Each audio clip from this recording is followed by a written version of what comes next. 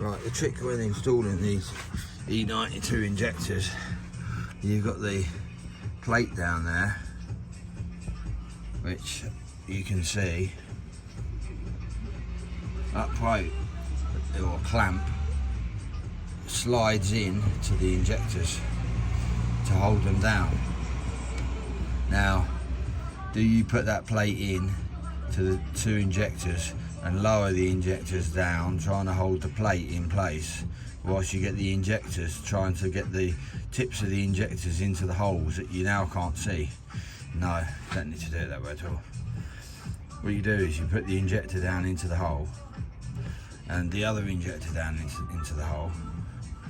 with the plate tipped vertical down there, just sitting vertical, and then you use one of these to magnetise to the edge of the plate, and then whilst you've got it held, you tip the plate forwards so that it falls into the space of the it falls into around the injector. You tip it forwards with a flat screwdriver and it will tip forwards, and then you pull off the magnet, push it into place with the flat screwdriver and drop the bolt down in the middle of it with the magnet on the end of the bolt,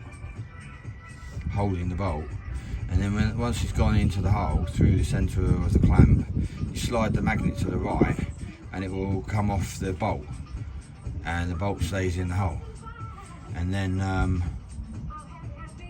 you need to take the flat screwdriver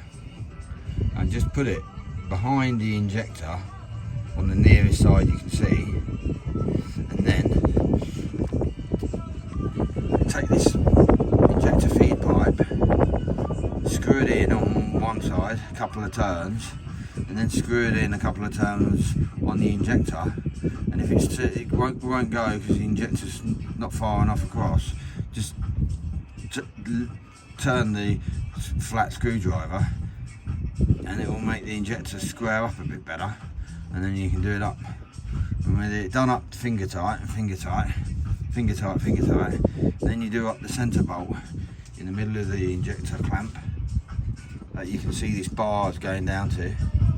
and once you've done that up tight, then you can do these up tight, and they are a 14mm spanner, and there you go.